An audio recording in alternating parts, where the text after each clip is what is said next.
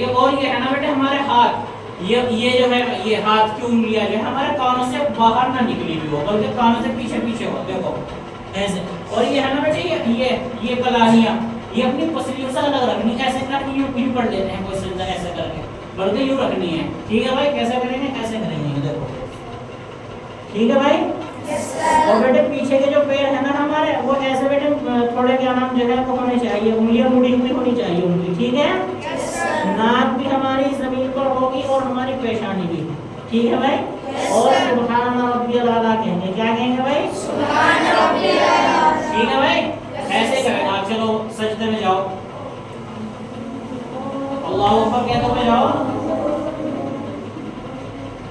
ये उंगलियां मिलाओ ऐसे। और बेटे पसलियों से ना अपनी कलाहियां बाहर जुदा रखो, जुदा, ठीक है भाई।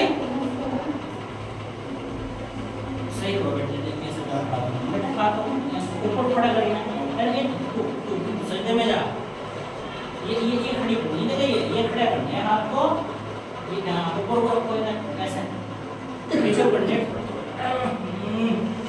वो बेटे थोड़ा हाथ सजदा कर दो, मुझे हाथ को करने तो सही, तुम सजदा कर, सजदे में पड़े रहो।